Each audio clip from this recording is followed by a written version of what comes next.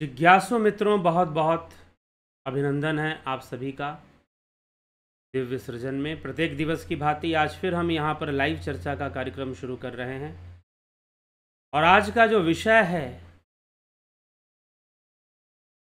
कि ब्रह्म और ब्रह्मा में अंतर क्या है। ब्रह्म और ब्रह्मा में अंतर क्या है। अब ब्रह्म और ब्रह्मा में क्या अंतर है,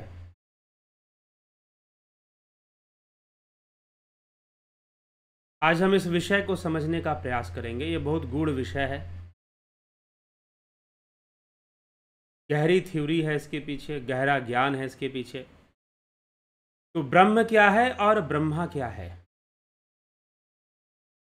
क्योंकि नाम से लोग कंफ्यूज होते हैं कि ब्रह्म और ब्रह्मा में डिफरेंस क्या है, ब्रह्म और ब्रह्मा में अंतर क्या है। तो वास्तव में ब्रह्म क्या है और ब्रह्मा क्या है।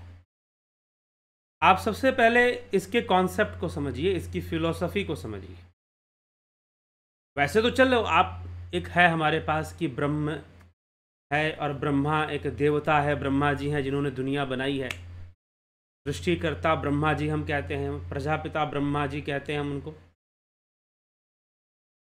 लेकिन ब्रह्म और ब्रह्मा में डिफरेंस जानते हैं क्या है। ब्रह्मा जो है वो ब्रह्म का मैनिफेस्टेशन है। ब्रह्मा क्या है, ब्रह्मा ब्रह्म का मैनिफेस्टेशन है, manifestation of Brahma. Manifestation of Brahma is Brahma.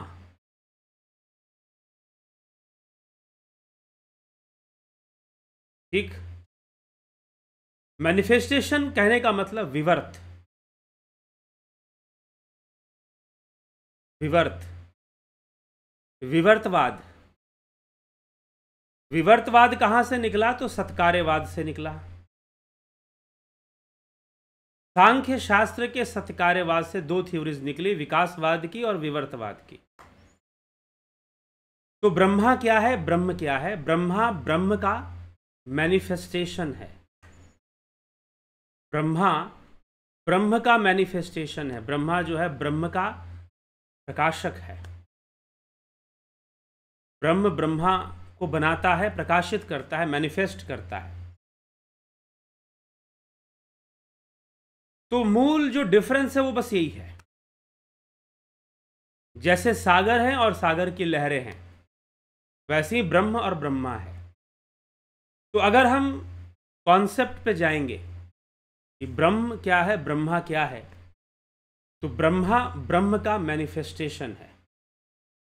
जी हाँ, अब इस मैनिफेस्टेशन का आपने मानवीकरण किया, दैवीकरण किया और आपने इसको नाम दिया ब्रह्मा। ब्रह्मा जी देवता हो गए, ब्रह्मा जी। ब्रह्म भावातीत है, इसलिए ब्रह्म का मानवीकरण या भावीकरण नहीं हो सकता। करने को आप कर सकते हैं, लेकिन उसकी सीमा ब्रह्म भावनाओं तक रहेगी, क्योंकि ब्रह्म भावातीत है, ब्रह्म गुणातीत है। भावातीत होगा तो गुणातीत भी होगा, क्योंकि भावनाएं किस पे निर्भर है। श्रीमद् भगवद गीता में श्री भगवान कृष्ण ने कितने प्रकार की भावनाएं बताई हैं, तो 3 प्रकार की भावनाएं बताई हैं, तामसी भावनाएं, राजसी भावनाएं और सात्विक भावनाएं। सात्विक, राजसिक, तामसिक भावनाएं। भावनाएं 3 प्रकार की हो सकती हैं, लेकिन ब्रह्म गुणातीत भी है और ब्रह्म भावातीत भी है। लेकिन ब्रह्मा मैनिफेस्टेशन ऑफ ब्रह्म, लेकिन जो ब्रह्मा है वह भाव युक्त है और गुण युक्त है, गुणों के वशीभूत है, भावों के वशीभूत है। इसलिए जो ब्रह्मा की सृष्टि होती है भाव के वशीभूत होती है। कैसे भाव के वशीभूत, 3 प्रकार के तो भाव हैं, सात्विक, राजसिक, तामसिक। तो अगर आप पुराणों की कथा पढ़ेंगे, अब कथाओं पे आ जाइए, ब्रह्मा के बारे में क्या कथा कहा गया है पुराणों की कथाओं में।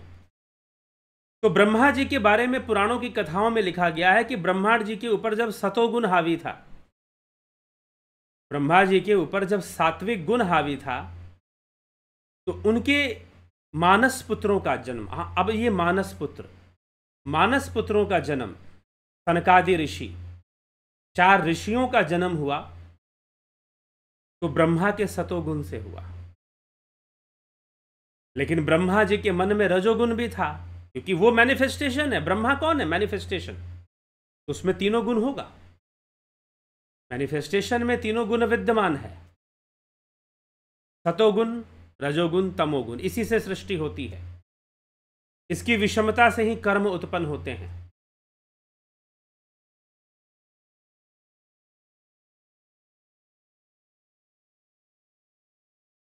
इसकी विषमता से ही कर्म उत्पन्न होते हैं, तीन गुणों की विषमता से। तो ब्रह्मा जी के मन में सृष्टि की कामना थी कि सृष्टि होनी चाहिए। तो उन्होंने अपने पुत्रों से कहा, लेकिन उनके पुत्र तपस्वी थे, सतोगुण के वशीभूत थे। उन्होंने कहा कि नहीं, हम तो परम पद की प्राप्ति करेंगे, परम धाम की प्राप्ति करेंगे, तद्धाम परमम, जहाँ से आवागमन नहीं होता। इसलिए हमसे उम्मीद मत रखिए कि हम आपकी इस सृष्टि कार्य में आपका सहयोग करेंगे। ब्रह्मा जी को थोड़ा क्रोध आया, रजोगुण बढ़ गया, रजोगुण की और वृद्धि हो गई। रजोगुण बढ़ गया, रजोगुण की और वृद्धि हो गई। और जब रजोगुण की वृद्धि हो गई तो ब्रह्मा जी के मन में सृष्टि करने की इच्छा और बढ़ गई, कर्म की इच्छा बढ़ जाती है, क्रियाशीलता बढ़ जाती है रजोगुण की वृद्धि होने पर। तो रजोगुण की और वृद्धि हो गई, और जब रजोगुण की और वृद्धि हो गई तो क्रियाशीलता बढ़ जाती है, क्रियाशीलता बढ़ जाती है। तो क्रियाशीलता बढ़ गई और उन्होंने प्रजापति दक्ष को जन्म दिया, लेकिन अहंकार के वशीभूत, रजोगुण के वशीभूत। रजोगुण अहंकार का कारक है। हालांकि अहंकार के कारक तो कोई भी गुण हो सकता है, लेकिन विशेष रूप से रजोगुण अधिक है। तो रजोगुण के बढ़ने के कारण और उस रजोगुण से अब सृष्टि शुरू होती है। तो उसमें प्रजापति दक्ष का जन्म होता है। पहले ऋषि मुनियों का जन्म हुआ, सनकादि ऋषियों का, नारद आदि देव ऋषियों का जन्म हुआ।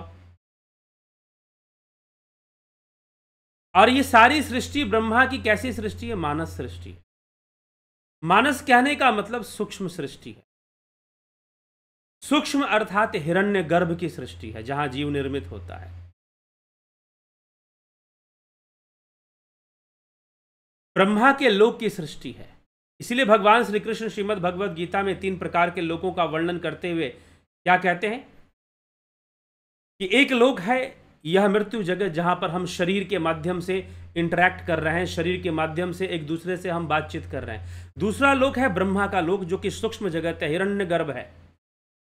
वहां पर वास्तव में जीव की स्थिति वहां पर बनती है, सूक्ष्म शरीरों का वहां पर वास होता है। उस लोक में सूक्ष्म शरीर आपस में इंटरैक्ट कर सकते हैं, लेकिन वह भावनात्मक है, मानस है। लेकिन इससे भी परे, ब्रह्मा के लोक से भी परे परम धाम है, परम अव्यक्त है। भगवान श्री कृष्ण कहते हैं कि परम अव्यक्त है, ब्रह्मा के लोक से भी परे। तो उसकी प्राप्ति करना परम पद की प्राप्ति है। नहीं तो ब्रह्मा के लोक से आवागमन चलता रहता है, ब्रह्मा के लोक से जन्म मरण का चक्र चलता रहता है। लेकिन ब्रह्मा की जो सृष्टि है वो सूक्ष्म सृष्टि है। तो पहले सूक्ष्म सृष्टि होती है, उसके बाद स्थूल सृष्टि होती है। पहले सूक्ष्म सृष्टि होती है, उसके बाद स्थूल सृष्टि होती है। सीधा स्थूल सृष्टि नहीं होती, पहले सूक्ष्म सृष्टि होती है।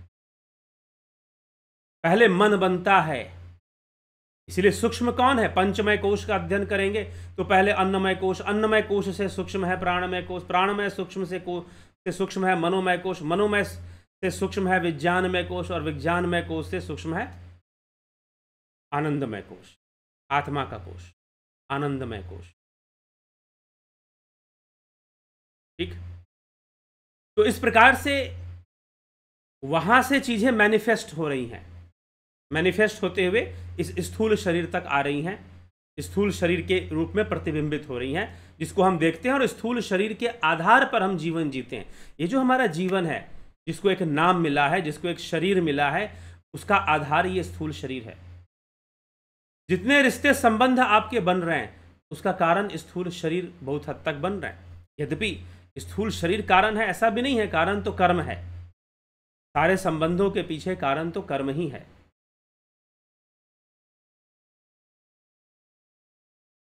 ठीक, तो कर्म भी सूक्ष्म जगत का तत्व है। कर्म स्थूल शरीर का भाग नहीं है, कर्म सूक्ष्म शरीर का भाग है।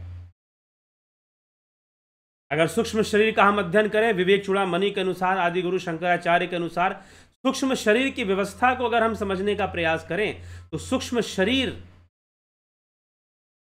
पुर्यष्टक कहा गया, 8 अंगों से मिलकर बनता है। ज्ञानेन्द्रियां, कर्मेंद्रियां, पंचभूत, पंचतन्मात्राएं, अंतःकरण, चतुष्टय, फिर काल, काम, काल और काम हो जाते हैं। इस तरह से 8 तत्व होते हैं। तो 8 तत्वों से यह सूक्ष्म शरीर बनता है। लेकिन स्थूल शरीर कैसे बनता है? मज्जा, हाड़, मांस, रक्त, वीर्य, इन सब से स्थूल शरीर बनता है। तो सूक्ष्म सृष्टि पहले होती है और सूक्ष्म सृष्टि ही स्थूल सृष्टि को बनाती है। वेदांत दर्शन इसी की व्याख्या करता है पंचीकरण के सिद्धांत के अनुसार। तो वेदांत सूत्रों में पंचीकरण समझाया जाता है। अगर आप शिव स्वरोदय शास्त्र का अध्ययन करें या शिव स्वरोदय तंत्र का अध्ययन करें, उसमें भी पंचीकरण का सिद्धांत का वर्णन मिलता है कि सूक्ष्म से स्थूल की सृष्टि कैसे होती है, पंचीकरण से होती है। इसका मतलब संपूर्ण तत्वों का सूक्ष्म रूप होता है। जैसे जल तत्व है तो जल का भी सूक्ष्म है, वायु का भी सूक्ष्म रूप है, अग्नि का भी सूक्ष्म रूप है। तो सूक्ष्म शरीर जो बनता है अपंचीकृत तत्वों से बनता है। सूक्ष्म शरीर जो बनता है अपंचीकृत, मतलब इनका मिक्सिंग नहीं होता। पंचीकरण कहने का मतलब प्रपंच की रचना होना। प्रपंच क्या है? पंच तत्वों से पंचीकरण होते हुए जो संसार प्रकट हो रहा है, इसी को प्रपंच कहते हैं। इसी को प्रपंच कहते हैं। पंच तत्वों से पंचीकृत होते हुए जो संसार प्रकट होता है, स्थूल जगत जो प्रकट होता है, उसी को प्रपंच, स्थूल जगत को प्रपंच कहते हैं। तो अपंचीकृत रूप में सूक्ष्म शरीर विद्यमान होता है।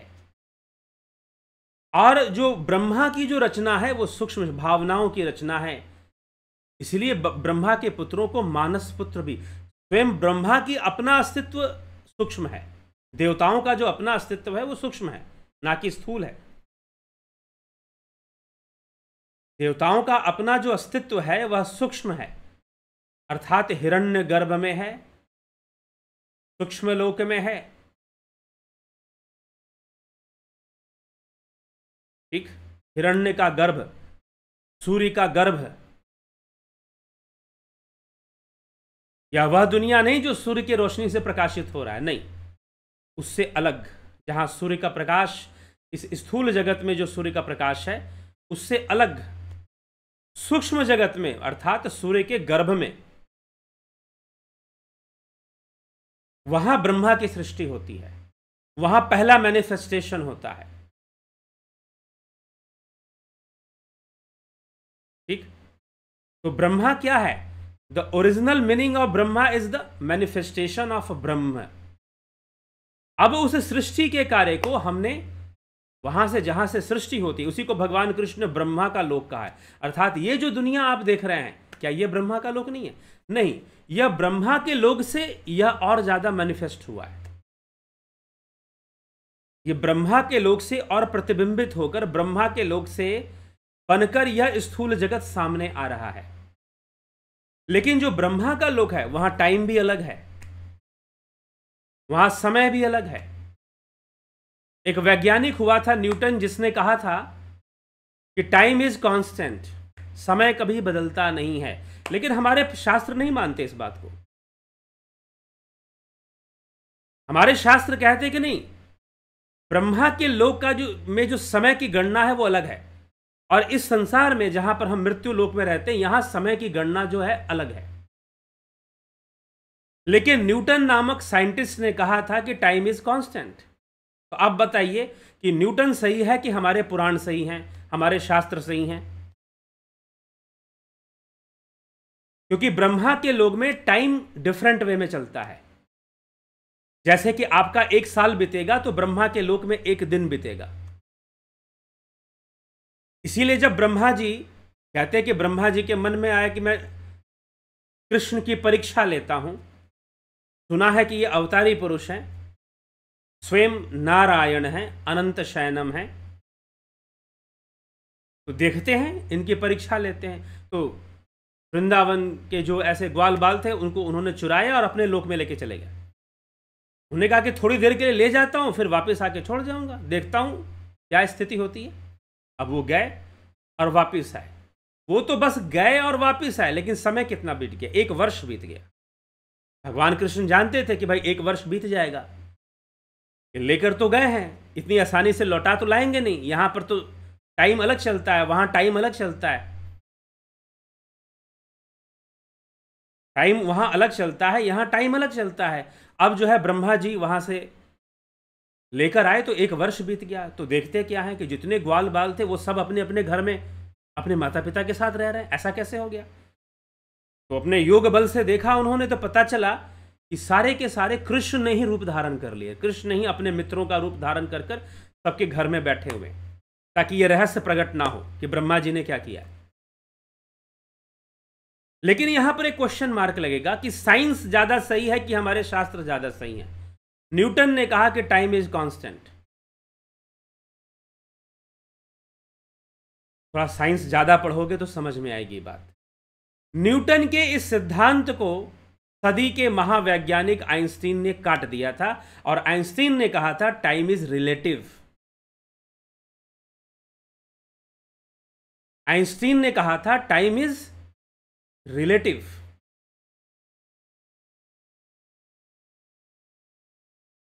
ठीक है, टाइम रिलेटिव है, टाइम कांस्टेंट नहीं है। यहां तक आइंस्टीन ने कहा कि अलग अलग ग्रहों पे भी अगर हम जाएंगे तो वहां पर टाइम वेरी कर जाएगा, क्योंकि ग्रहों के घूमने की गति अलग है, रोटेशन अलग है, रिवॉल्यूशन अलग है, स्पीड अलग है,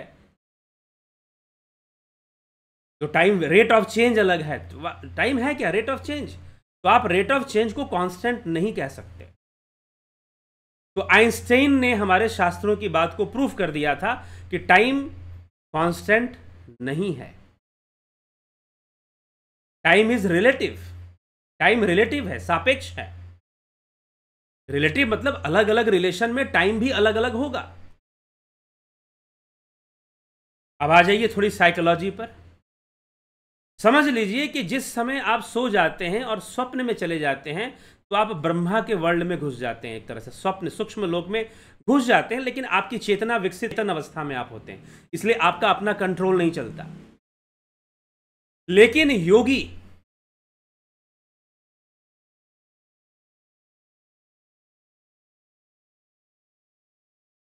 इस विज्ञान को समझिएगा, इस विज्ञान को समझिएगा। लेकिन जब योगी ध्यान योग से सूक्ष्म जगत में प्रवेश करते हैं तो उनका कंट्रोल बना रहता है। इसलिए योगियों के अंदर स्वप्न पे भी कंट्रोल आ जाता है, अपने ड्रीम्स पे भी वो कंट्रोल करना जान जाते हैं। वो अपने ड्रीम्स पे भी कंट्रोल करना जान जाते हैं जो योगी होते हैं। तो इसीलिए जब आप स्वप्न देखते हैं, अब मान लीजिए कि आपने स्वप्न देखा 2 मिनट का, आपको लगता है कि 2 मिनट की घटना घटी है,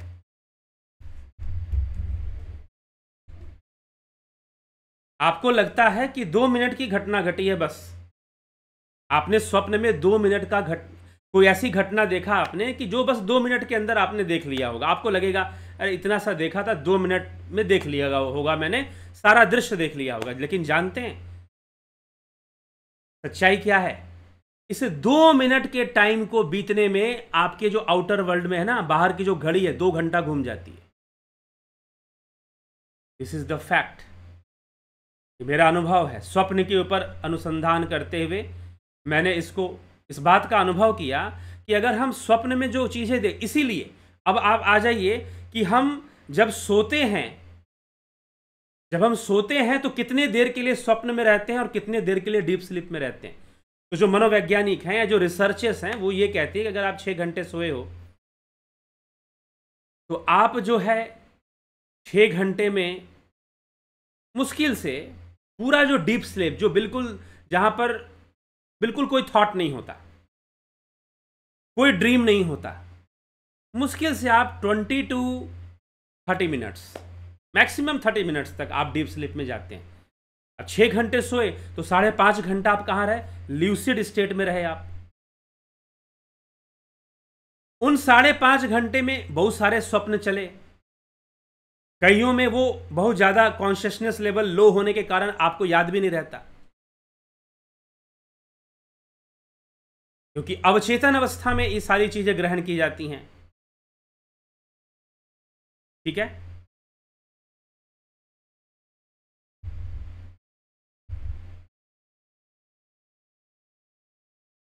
तो अवचेतन अवस्था में स्वप्न आदि सामने आते हैं,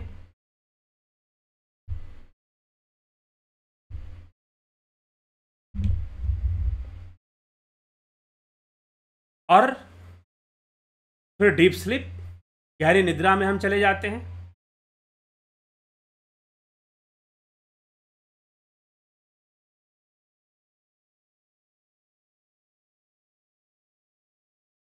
तो ब्रह्मा का लोक सूक्ष्म जगत है। तो स्वप्न में हम अवचेतन रूप में होने के कारण हम उन गतिविधियों को नहीं समझ पाते हैं, नहीं जान पाते हैं, और स्वप्न देखते रहते हैं। तो वहां पर जो छोटी सी घटना घटती है ना स्वप्न के अंदर, बाहर की घड़ी में 2 घंटा घूम जाया करता है। वहां पर रेट ऑफ चेंज बहुत स्लो है, रेट ऑफ चेंज बहुत स्लो है, धीरे धीरे चीजें बदलती हैं वहां पर। आपने वैसे मेरे इस चैनल पर प्रेतात्मावाद पर भी वीडियोस हैं। मैं छोटी सी कहानी बोलता हूं, कई जगह पर ऐसे लोगों से मिलना, मीडियम से मिलना, जैसे कि एक समय पर, आजकल तो मैं बिल्कुल ये कार्य नहीं करता, लेकिन एक समय पर मेरी बहुत बड़ी जिज्ञासा थी। जैसे कि आपने विलियम क्रूक्स को पढ़ा होगा कि विलियम क्रूक्स ऐसे लोगों से जाके मिलते थे जिनके ऊपर भूत प्रेत आते हैं। तो मैं भी ये काम करता था, ऐसे लोगों से मिलना, भूत प्रेत से मिलना। तो कुछ ऐसे प्रेत आत्माएं मुझको मिली जो किसी के शरीर पे आती थी, मीडियम पे आती थी, और किसी से पूछा भाई तुम्हारी उम्र कितनी, तो बोला कि मेरी उम्र 500 साल है। कब मरे थे? तो 500 साल पहले मरे थे। अब मैंने सोचा कि इतने इतने लंबे लंबे समय तक प्रेतात्माओं को भटकना पड़ता है, उनको शरीर नहीं मिलता है 500-500 वर्ष तक। जी नहीं, ऐसी कोई बात नहीं होती है। बात क्या होती है कि उनके यहां रेट ऑफ चेंज बहुत स्लो है। जो प्रेतात्मा योनि में चला गया उसके यहां रेट ऑफ चेंज बहुत स्लो होता है, धीरे धीरे होता है, और फिर वो स्थूल जगत से अपना संबंध बनाने का प्रयास करते हैं। तो यहां पर जब वो आते हैं तो वो कहते हैं कि भाई यहां के अनुसार तो हमारा 500 वर्ष हो गया।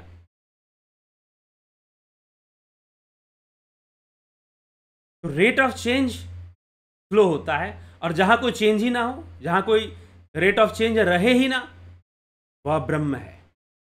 ब्रह्म में कोई चेंज नहीं होता, अपरिवर्तनशील है, इसलिए सनातन है, इसलिए ब्रह्म ही सनातन है, इसलिए आत्मा ही सनातन है।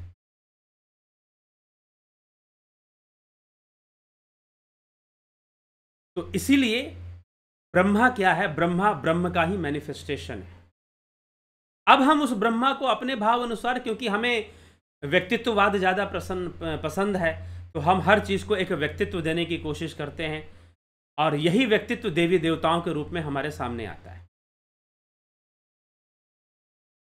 तो सृष्टि की उस प्रक्रिया को, सृष्टि के उस सिद्धांत को, मैनिफेस्टेशन के उस सिद्धांत को हमने नाम दे दिया ब्रह्मा। अब इस सृष्टि में पालन भी होता है, स्थिति भी होती है, तो पालन स्थिति को नाम दे दिया हमने विष्णु,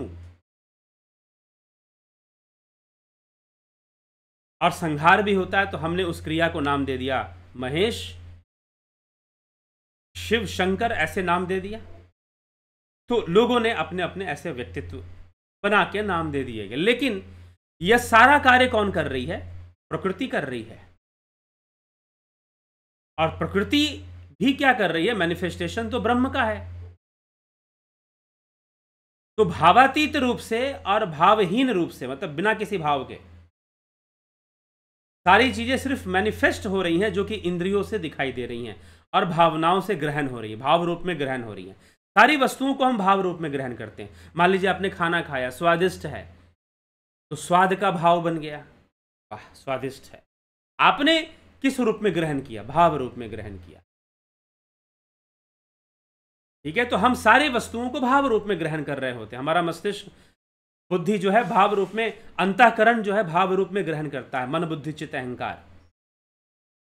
और भाव किस पे आधारित है? 3 गुणों पे आधारित है, तामसिक, सात्विक, राजसिक। भाव इस पे आधारित है। तो इसलिए Brahma is the manifestation of ब्रह्म, इसीलिए उसका नाम ब्रह्मा है। ब्रह्मा क्या है? ब्रह्मा, ब्रह्म से ब्रह्मा, ब्रह्म से ब्रह्मा, मतलब ब्रह्म ने अपने आप को किया, दैट इज ब्रह्मा। इसीलिए ये ब्रह्मा का नाम ऐसे रखा गया है और ब्रह्म ऐसे रखा गया है। तो जहां मैनिफेस्टेशन होगा वहां सृष्टि होगी, वहां विवर्त होगा वहां सृष्टि होगी, विवर्त के रूप में ही सृष्टि होगी।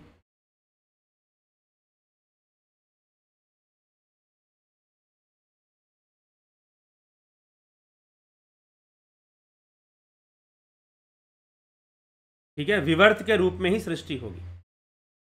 तो विवर्त के रूप में ही सृष्टि होगी, तो सृष्टि हो रही है और यही ब्रह्मा की सृष्टि है और यही ब्रह्मा का लोक है, जिसमें कि भावनात्मक रचना होती है, मानस सृष्टि होती है, पहले भाव सृष्टि होती है, सूक्ष्म सृष्टि होती है और सूक्ष्म सृष्टि से पंचीकृत होते हुए स्थूल सृष्टि होती है, स्थूल जगत का निर्माण होता है। तो ये सिस्टम चलता है। अब आप कहेंगे कि भाई इस सिस्टम को हम जाने कैसे?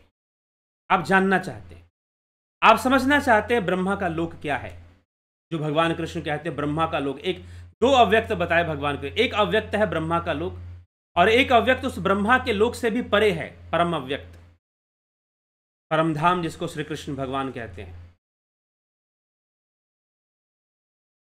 तो एक अव्यक्त है ब्रह्मा का लोक और उससे भी परे ब्रह्म है। ब्रह्म का लोक जो है वो ब्रह्मा से भी अव्यक्त है। तो अब आप समझेंगे कैसे? अगर आप जानना चाहते हैं तो अगर सही विधि से भावातीत ध्यान कर पाए, ट्रांसेंडेंटल मेडिटेशन, सही विधि से ध्यान योग कर पाए, तो यह रहस्य आपको समझ में आएगा और जीवन का रहस्य भी समझ में आएगा। ध्यान योग के माध्यम से सूक्ष्म जगत में गमन हो सकता है, विचरण हो सकता है सूक्ष्म जगत में, और समझा जा सकता है कि सूक्ष्म सृष्टि कैसी है और स्थूल सृष्टि कैसी है। तो यह बात कैसे संभव है? ध्यान योग से संभव है। ध्यान योग आपको क्या करता है? एक तो आपकी चेतना का विकास करता है, चेतना के लेवल को डेवलप करना शुरू कर देता है। आपकी चेतना का विकास करता है और चेतना का विकास होगा तो निश्चय ही नए नए अनुभूतियां होंगी, फिर सूक्ष्म अनुभूतियां सहज रूप से प्राप्त हो जाती हैं।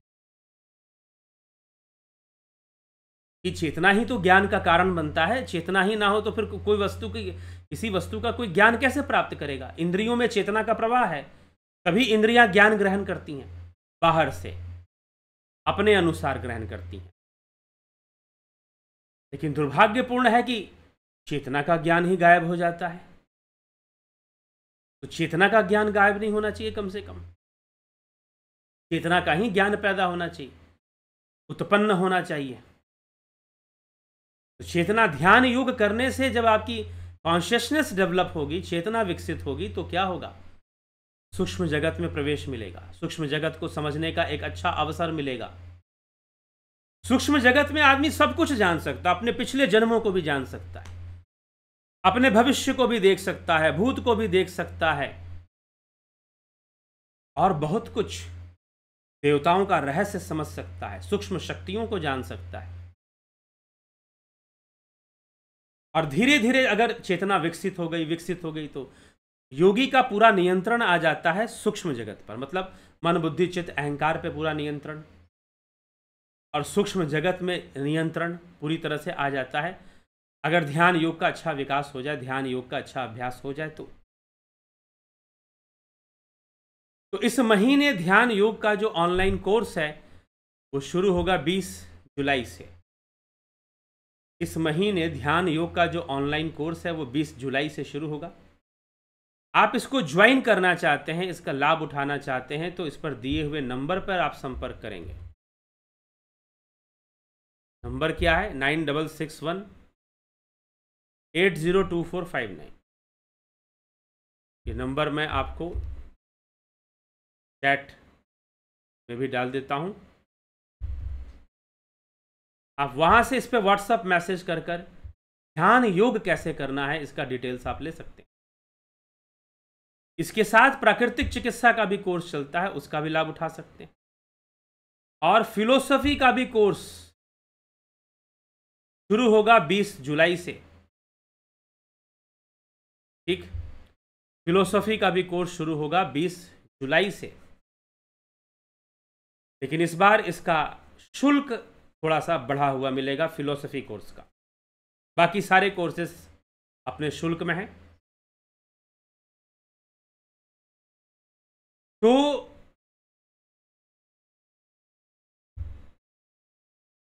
ये ब्रह्मा का लोक है, और ब्रह्मा और ब्रह्म में अंतर क्या है आप समझ पाए होंगे। कॉन्सेप्चुअल मीनिंग बस इतना है, ब्रह्मा सृष्टि करता है, ब्रह्मा करता है, ब्रह्म करता नहीं है। ब्रह्म तो भावातीत है, गुणों से परे। ब्रह्मा गुणों के वशीभूत है, भावनाओं के वशीभूत है। हमने उसका व्यक्तित्वकरण कर उसे व्यक्तित्व दिया है। सृष्टि के सिद्धांत को हमने व्यक्तित्व दिया है ब्रह्मा के नाम से। लेकिन नाम ब्रह्मा क्यों रखा हमने? क्योंकि ब्रह्मा क्या है? मैनिफेस्टेशन है। ब्रह्म का मैनिफेस्टेशन ब्रह्मा है। अब ये संपूर्ण संसार ही ब्रह्मा है, क्योंकि संपूर्ण संसार ही ब्रह्म का मैनिफेस्टेशन है, विवर्त है।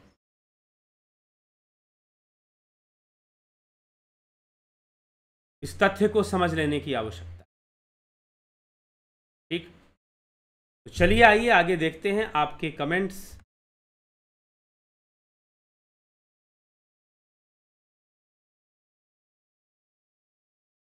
राम गोपाल जागीर जी, अवनी प्रधान जी, विनोद के सूद, अमन कक्कर जी, के भट्ट, रतन सिंह।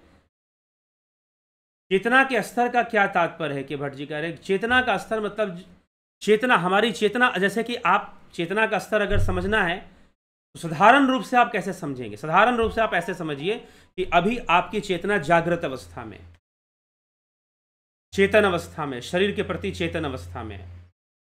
लेकिन जब आप सो जाएंगे तो लेवल ऑफ कॉन्शियसनेस डाउन हो जाएगा, आप स्वप्न अवस्था में चले जाएंगे।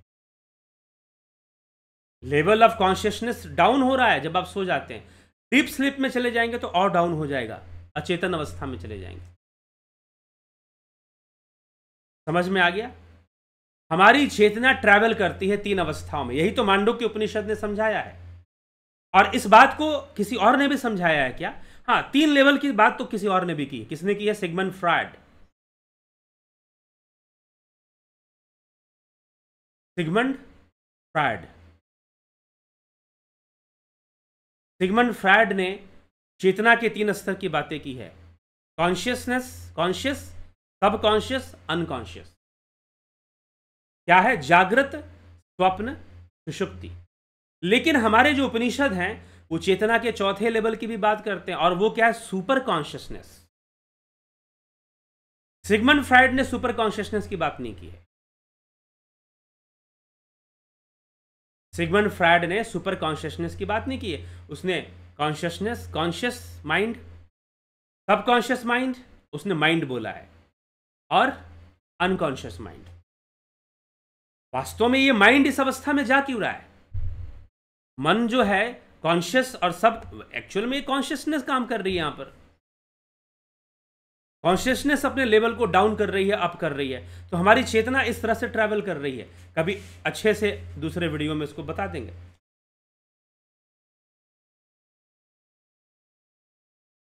ठीक है, लेकिन जब आप योग करते हैं, ध्यान योग करते हैं, तो आपकी जो कॉन्शियसनेस है वो हायर लेवल को अचीव करती है, सुपर कॉन्शियसनेस में जाती है, अति चेतन, तुरीय अवस्था। मांडुक्य उपनिषद में तुरीय अवस्था बताया गया। ठीक है, चलिए आगे बढ़े। इस तरह से चेतना के लेवल्स हैं, चेतना के स्तर हैं। रतन सिंह जी, शेखर शर्मा जी, विष्णुचंद्र मौर्य, श्वेता राय सिन्हा जी, नूतन भट्ट जी, तीरथ दास साहू जी, घनश्याम सरोदे, राजू पाल जी, चितरंजन बरुआ, रूपलाल विश्वकर्मा, सतीश मास्टर, नरेंद्र माकुड़े, खिम सुनार, संतोष गुप्ता, रामविलास जी, संजय घागरे, प्रणाम आचार्य जी, नीति सिन्हा जी, राठौड़ विक्रम भाई, अमन,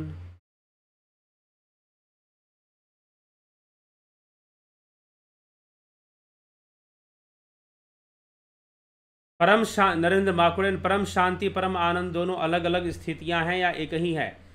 और जब तक परम शांति नहीं आएगा तब तक परम आनंद भी नहीं आएगा। ठीक है, परम आनंद तभी अनुभव होगा जब परम शांति आएगी। शब्द जाल में मत उलझिए। कमलेश खैरनर, अर्जन भाई चौहान, बीकू कुचाड़िया, चोर वैद्य, योगेंद्र पंडित जी, सुरेश माने जी, योगेश खैरनर, दिनेश भाई डाबी।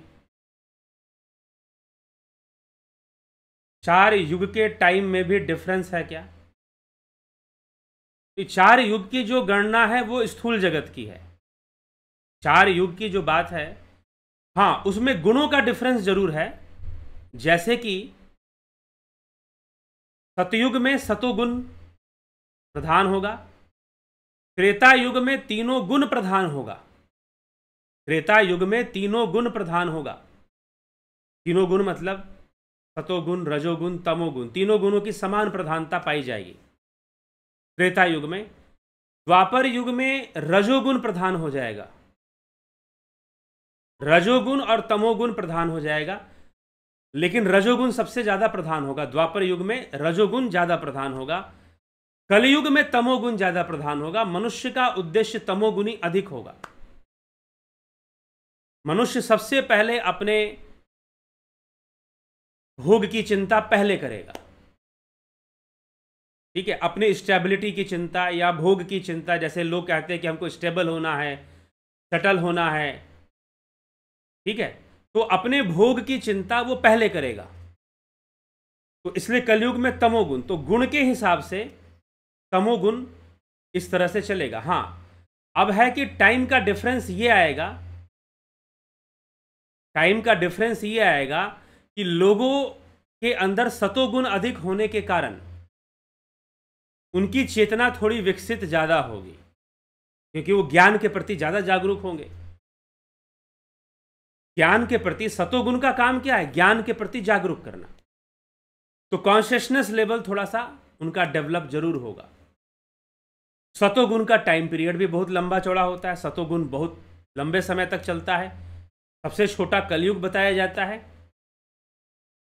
तो 4 युगों में भी डिफरेंस है, 4 युगों में भी टाइम का डिफरेंस है, लेकिन वो डिफरेंस ऑलमोस्ट यहां के लेवल के साथ मैचिंग है। हाँ, रेट ऑफ चेंज थोड़ा सा फास्ट हो जाता है कलयुग में, ऐसा बताया गया है। रेट ऑफ चेंज जो है वो कलयुग में थोड़ा सा फास्ट बताया गया है कि चीजें जल्दी जल्दी बदलेंगी, लाइफ जल्दी जल्दी निकलेगा। ठीक है, बुढ़ापा जल्दी जल्दी आता है लोगों को।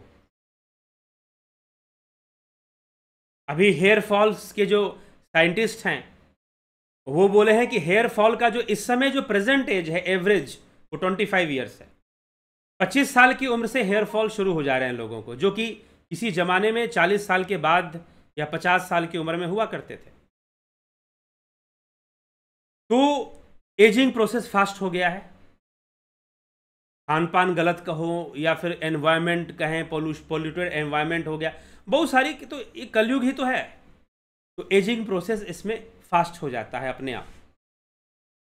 तो इसका डिफरेंट युगों में भी पड़ता है, लेकिन वो डिफरेंस बहुत बड़ा ना होकर माइनर होता है। इतना बड़ा नहीं होगा जैसे कि ब्रह्मा का लोक और यह संसार, उसमें बहुत बड़ा डिफरेंस है। उनका एक दिन बीतेगा, यहां 1 साल बीत जाएगा। इसी तरह से अलग अलग ग्रहों पर भी डे और नाइट का अलग अलग टाइम पीरियड है। जैसे बृहस्पति ग्रह है, सैटर्न है, वहां पर दिन और रात का सिस्टम अलग है, उनकी मूवमेंट भी अलग है प्लैनेट्स की। तो इस जो वैज्ञानिकों ने समझाया है वो उसका उनका आधार अलग है। वो कहते हैं कि भाई जुपिटर एक ग्रह है तो वो बहुत टाइम लेता है, 12 वर्ष लेता है, सूर्य की परिक्रमा करने में या कुछ इस तरह से, तो 12 वर्ष का समय लगाता है। यहाँ पृथ्वी पे 12 वर्ष बीत जाते हैं। मतलब पृथ्वी 12 बार चक्कर लगा लेती है तो जुपिटर 1 बार चक्कर लगाता है। इस तरह की बात कही जाती है। तो बृहस्पति ग्रह जिसको हम कहते हैं जुपिटर, तो वहां पर भी रेट ऑफ टाइम, जो टाइम है उसमें चेंज दिखाई देगा। लेकिन यहां तो सूक्ष्म जगत की बात हो रही है, तो सूक्ष्म जगत में बहुत बड़ा डिफरेंस है। ब्रह्मा के लोक में, सूक्ष्म जगत में, वहां जो रेट ऑफ चेंज है बहुत ही स्लो है, और स्लो होने के कारण वहां एक दिन बीतता है तो यहां 1 साल निकल जाता है। ऐसे स्वप्न में, इसका सबसे अच्छा एग्जाम्पल स्वप्न है। जब आप स्वप्न देखेंगे तो आप इस चीज को टैली कर सकते हैं। आप स्वप्न, कई बार क्या होता है दिन में, जब लोग दिन में सोते हैं ना तो सपना ज्यादा देखते हैं, स्वप्न ज्यादा आएगा आपको। क्यों? क्योंकि वो डीप स्लीप का टाइम नहीं है, मेलाटोनिन हार्मोन रिलीज नहीं होता डे टाइम में। हाँ, पूरा क्लोज कर दो, कमरा उमरा एसी एसी चला दो तो फिर आपको अच्छी नींद आ जाए। थोड़ा सा डार्क एनवायरनमेंट कर दो तो नींद को, क्योंकि नींद आने के लिए, मेलाटोनिन हार्मोन रिलीज होने के लिए डार्क एनवायरनमेंट जरूरी है। आपने कर दिया लेकिन फिर भी आपको ल्यूसिड स्टेट में ज़्यादा रहेंगे, सपने ज़्यादा दिखाई देंगे अगर दिन में सोएंगे, और आप सपनों में हैंग हो जाते हैं। कोई घटना देख रहे हैं, स्वप्न देख रहे हैं, और जब आप उठेंगे तो आपको लगेगा अरे 2-2.5 घंटा सो गया मैं, और 2-2.5 घंटे में सोए भी क्या, सपना ही चलता रहा। और सपना भी कोई बहुत बड़ा नहीं, थोड़ी सी चीज़ आपने देखी है जो कि मात्र आपको 10 मिनट में दिख जानी चाहिए थी, लेकिन बाहर की घड़ी में 2.5 घंटा निकल जाएगा, और आप फिर पछताएंगे कि 2.5 घंटा मेरा बर्बाद हो गया। तो इस तरह से ये वहाँ पर ये डिफरेंस बहुत होता है। लेकिन स्थूल जगत में जो डिफरेंसेस हैं उनमें थोड़ा सा डिफरेंस होता है, वो डिफरेंस बहुत बड़ा डिफरेंस नहीं होता है। तो इस तरह से ये डिफरेंस हमारे सामने आता है। ठीक, तो चलिए इसी तरह से हम इन सभी विषयों को अगर हम समझना चाहते हैं बहुत अच्छे से, तो हमें ध्यान योग को समय देना पड़ेगा, स्वयं को जानना पड़ेगा, आत्मज्ञान की ओर बढ़ना पड़ेगा। तो प्रकृति अपने बहुत सारे रहस्य खोलती है, और उन्हीं रहस्यों को हमारे शास्त्रों में ऋषि मुनियों ने लिखा है, बताया है। ऋषियों के द्वारा उपनिषदों में या फिर वेदों में या श्रुति शास्त्रों में जो षड दर्शन है, 6 शास्त्र हैं, 6 दार्शनिक शास्त्र हैं, सांख्य योग मीमांसा वेदांत न्याय वैशेषिक, तो यह जो शास्त्र हैं इन सब में हमें विस्तार से बताया जाता है, कई रहस्य इसमें खोले जाते हैं। ठीक है, तो चलिए ध्यान योग करना चाहते हैं, ज्वाइन कर सकते हैं। 20 जुलाई से शुरू हो जाएगा ध्यान योग का कोर्स, ज्वाइन कर इसका लाभ उठा लीजिए। अभी इसको हम विराम देंगे, आज की चर्चा को यहीं पर। कल फिर मिलेंगे 9 PM लाइव चर्चा में किसी दूसरे विषय के साथ। कई बार अभी पीछे हमने जूम ऐप पर भी चर्चा की थी, तो कोशिश करेंगे अगर आपको जूम ऐप पर अच्छा लगा था चर्चा तो उसको दोबारा करने की कोशिश की जाएगी, नहीं तो यूट्यूब पर चल रहा है, और दूसरे कुछ नए कोर्सेस भी भविष्य में लॉन्च होंगे, तो उसकी जानकारी भी जल्द ही आपको दी जाएगी। ठीक है, तो बहुत बहुत आभार आप सभी का। ओम तत्सत।